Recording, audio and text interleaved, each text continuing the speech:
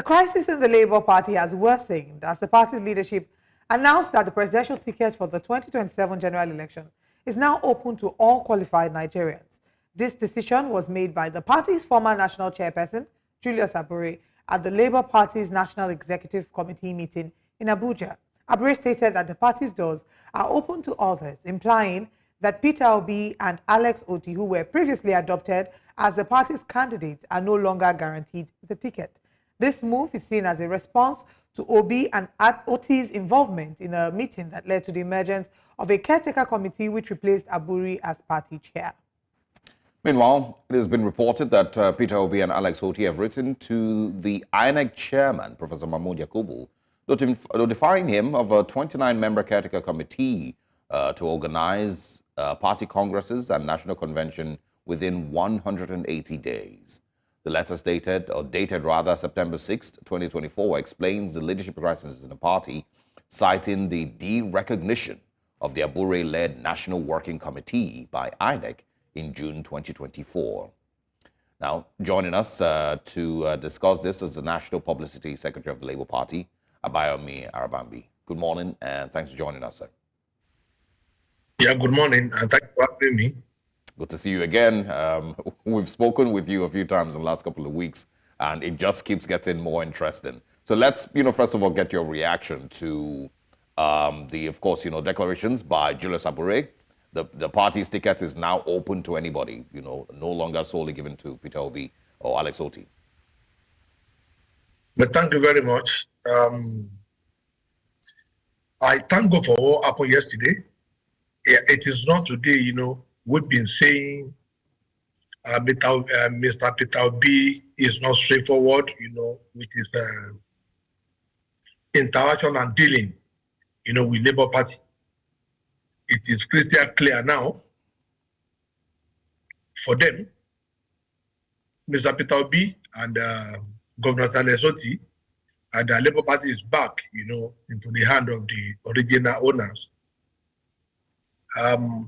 Nigerians will see yesterday why some people choose to disrespect the Constitution of Nigeria. You will see why some people choose to tread the path, of a treasonable felony. It wasn't because they were paying by the loss of election by Peter Obi 2023. It was simply because all of them have soiled their hand in this theater of financial mismanagement. Yesterday, the national chairman, please, I want to make a correction, please. Abure is not factional or former national chairman, please. We must learn to respect the Constitution of Nigeria. We must learn to respect the Constitution of the Labour Party.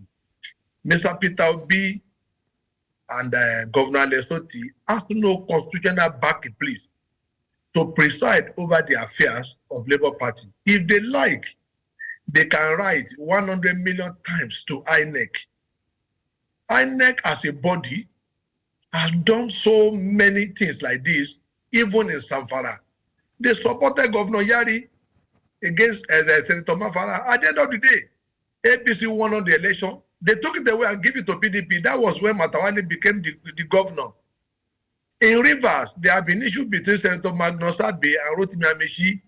The person who has, the cashback, INEC supported them. At the end of the day, the court threw out all the APC candidates. And that was why Governor Wike, wrote to the government house without any opposition. So we are not bothered. They can be parading whatever they have with INEC. The court, will definitely settle it. Now, back to the issue at hand.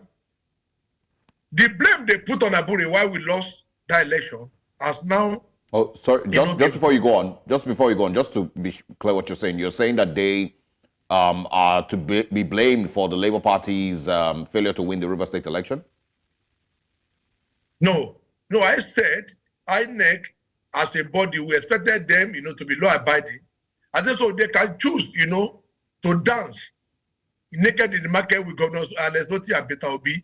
They would definitely suffer the same fate that APC suffered in Zamfara in 2019, where, they supported illegality with Governor Abdulaziz Yari Aziz against Senator Mafara. or they was out there and they will suffer the same fate between Senator Magnus Abbey, which all of us knew, and Rotimi Amaechi then, in Rivers. So I said, if INEC let them be promoting this illegal 29 caretaker committee, whose chairman is still answerable to EFCC since 2015 over mismanagement of Nigeria funds to the tune of 7.9 billion. She is still answerable. She has not cleared herself, and that was the best person that Peter B put forward. But we are not surprised now, because even 2023 election, we were won by Charles Oludu, that Peter B is a trader, is only coming to use the party to trade, and that has now, been made known to the public, where you have a party you want to run an election under. And you now went and put Aisha Yesufu as a signatory to a party account and pastor Igodalo. So you can now see why people refuse to stand during the edition of national anthem. So Aisha Yesufu was the person. I've been saying this thing, that their money will be fair to account for. As far as we are concerned, they need to come and explain how they spent 12 billion naira and $50 million. This is not the first time, and I've challenged them to write petition to the police. These are what we will have confronted you with, because Obi will not give us statement of account. Yeah, did Julius Abure always know that funds were allegedly mismanaged by Aisha Yesufu and Itua Ighodalo and Peter Obi all this while? Had he always known? Or did he only discover a few days, before yesterday? No, he's fully aware, of their atrocities before.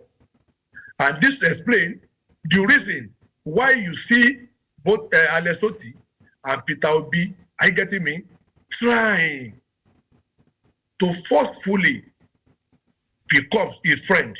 But immediately after the Court of Appeal judgment, that we came together with him, we formed our normal comradeship, and we told him, the chairman, that Nigerians must know what is between us. We must not behave like, Papa District Peking. All right, Mr. Arabambi, cover their atrocities. I want to ask a follow-up question, to the one that my colleague just asked. If Julius Abure has known all this while, why is he only just speaking up? Is he only speaking up because he's trying to protect his selfish interests now that he has seen that the odds are not actually in his favor?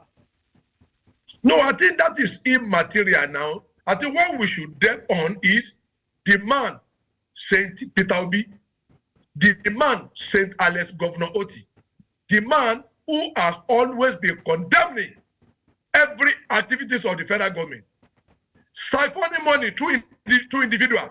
Mr. Arabambi, I want to bring you back again, yes, please. I want to bring you back. I don't agree that it's not immaterial. I'm not aware, and I'm asking you, maybe you can enlighten me. Has he spoken about this before now? Why is he just speaking about it now? If you knew that there was some financial impropriety going on within your party, as the national chairman, the responsibility is on you to speak up, not when it feels like you are now being kicked out, then you are speaking up. No. They cannot even kick him out. One, he has said it on this station that he challenged Peter Obi or anybody to come and challenge him about the statement of the party account, and that he will expose them to Nigerians. And that was the second day Obi claimed he was going to one school of nursing for donation, and in that branch, at the party secretariat. Yeah. He said that I have that video where he challenged them, that he knows nothing about mismanagement of the party of our party fund, and that he challenged Peter Obi or anybody who was one of your.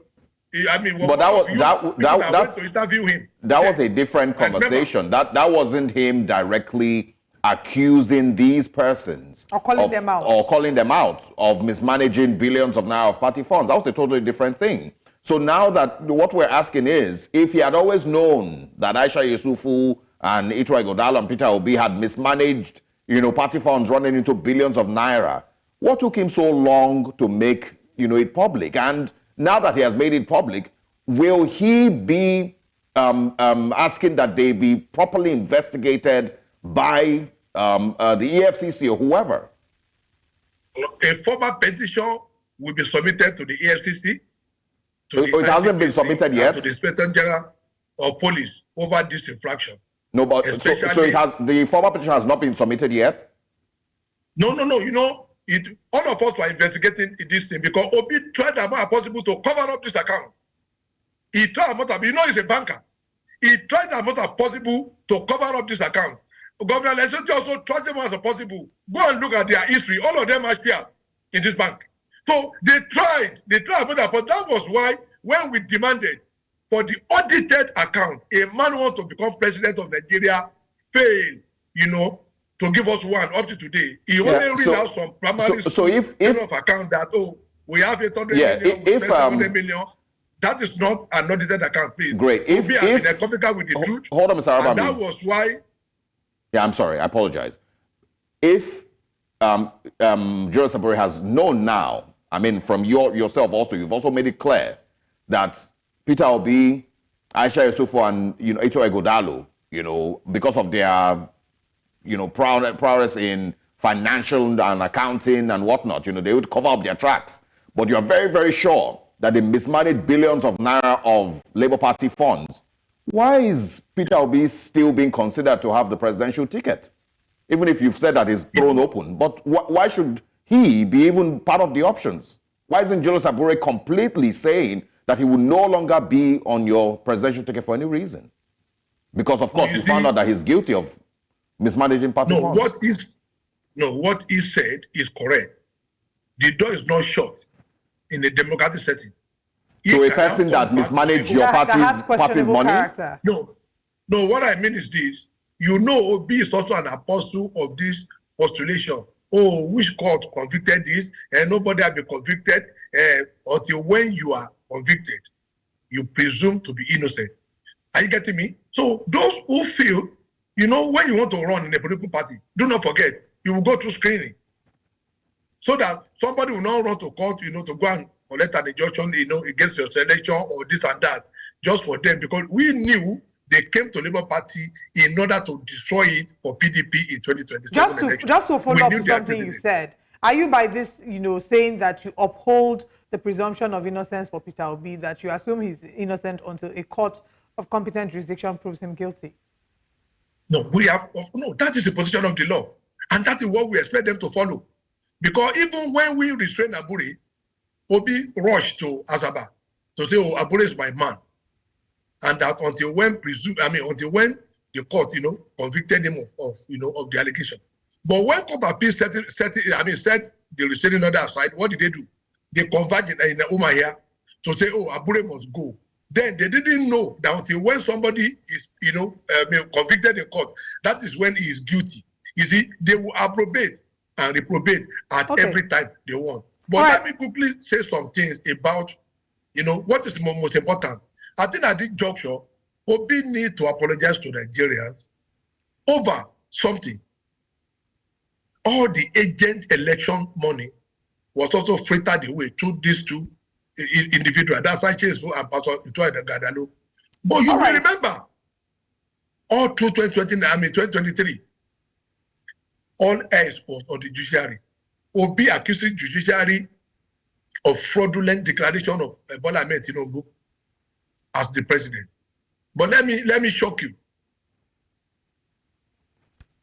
Our polling unit agent in Nigeria was supposed to be 1,574,301 party unit agents and 68,057 coalition agents that we were supposed to submit. Do you know that out of all the political parties, inclusive of APC submitted 173,223 polling unit agents and 9,581 coalition agents for the party. PDP did the same number. New Nigeria did the same number. Labour Party did 134,874. That is led by around 40-something thousand polling units. Now, we failed to upload 47,000 polling units. That is Aisha Yusufu and Ito Egodalo. Number two, we also, failed to pay them. And by the time they are now submitting, the results, in line with paragraph 456 of the first schedule of the Electoral Act, which describes quality of petition as all electoral petition that is act, they said you must specify the right of the election, state the holding, and electoral petition shall be accompanied by list of witnesses and your results. Now, because they failed to pay agents, and because they also failed to upload over 48,000 agents, we have nothing to submit with that petition. Number three, that is important. The lawyers to Mr. Peter Obi, they also need to apologize to the judges and to Nigerians because you knew you have failed paragraph 456 of the first schedule of the Electoral Act.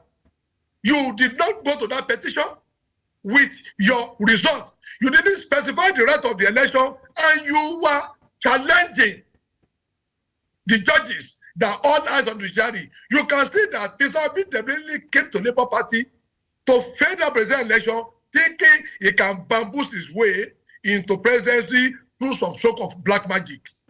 I think this is very unfortunate, and this is what I want to tell Nigerians today.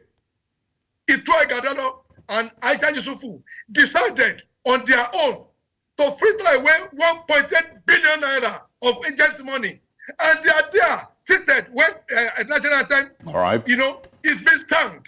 This is very unfortunate for people that want to govern Nigeria. All right. If Peter Obi won that election, I know by today, Aston Rock would have been put up for sale for people who could not manage 100 billion naira, a money that can accrue to a local government.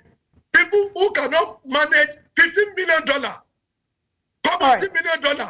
They took everything by themselves away, and today, look at what we have. Pastor Itoye Gadalo and Aisha Yusufu impersonating the office of National Chairman, National Secretary. All right, since we're talking about being a secretary to a Labour Party, we're talking about impersonation. I'm coming. It has never been witnessed in APC. It has never been witnessed in PDP. Even during the NCP era, during the DPN era, during the NRC era, it has never been witnessed. This is not the first time we are having a president election. It is totally uncalled for, and Peter Obi must apologize. One, to Nigerians. He must apologize to the president. He must apologize to the judges. All right, Mr. Arabambi, I know that you're holding brief. Before and after the president. Mr. Arabambi, I know that you're holding brief here for Julius Abure, and you're speaking so passionately about him still being the national chairman. But do you maybe agree that Julius Abure might be of questionable character? And I'm asking this because there are antecedents. If you look at the past year, he's been embroiled in one controversy or another. If you go back to about 7 months ago, you remember when the National Treasurer, Oluchi Okpara, had accused him of forging the signature of the late chairman, Abdul Kader Abdul Salam, and then withdrawing money up to the tune of 21 million naira. And then I think she was suspended for about 6 months from 13th of February. So there's been a number of accusations from, different governors at different points in time, allegations of forgery, things that might push him as a person of questionable character. Has the NEC, the NWC, made an actual investigation into these allegations against Julius Abure? And can you say for certain that you can guarantee the quality of his character? Well, thank you very much. In the Nigerian context and constitution of the Federal Republic of Nigeria, we were the one that started this issue with the chairman. And the FCTI court found, merit in our case. Abure was restrained. All these other characters decided to go against us. But as law abiding, he proceeded to Court of Appeal. And Court of Appeal said no. That's the way I'm going. Court of Appeal said no. Once court has taken jurisdiction over a matter, we cannot now begin to run to the press and say, oh, all that's in the judiciary, maybe they did this, they did that. No. Let me shock you. Do you know, despite our relationship with Abure, we have appealed to Supreme Court over that judgment of the Court of Appeal, which is the normal thing for us to do. But in the case of Oluchi, we only saw letters. Since how many months she has been unable to proceed to court to ventilate her anger. But in our own case, every of this character gathering against Abure said Abure is not guilty. And the Court of Appeal agreed with them that Abure is not guilty. All right. So what has changed? Are you getting my point? Our matter is before the court. And the court has, taken position. That's the Court of Appeal, Abuja and Benin. They have taken position against our own position. All right. So we will leave to the court, to determine that when the time comes. Unfortunately, we have to go. We've run out of time. But in 30 seconds, there have been calls for Peter Obi to leave the Labour Party and start up his own party. Can the Labour Party survive the exit of Peter Obi? If it happens. We have always survived. No, we have always survived without him. He was the one that failed in ABGA, he failed in PDP, and Labour Party gave him life. We do not need Obi 2027. In fact, we wish him well back to ABGA or PDP or any other party he wanted to form. Labour Party has already been winning the election. We won with even Omar Gege, the former deputy senate president, before he crossed to APC. Great Ogboru are contested under this party. We won a rep, we won assembly. Mimiko contested even when Obi was a local champion in his bank. He was just doing the bank business when we present the election 3 months to general election. I guess we'll find out in the next. We'll find out in the next few weeks, Mr. Arabambi. It's not an asset in Labour Party. We'll have to find out in the next few weeks, Mr. Arabambi, because right now it does seem that the leadership is in a tussle, and there's a debate as to who the real leader is. But we'll find out in the next couple of weeks. Thank you very much for your time with us. We'll see you again. Yeah, thank you very much, and good morning. All right.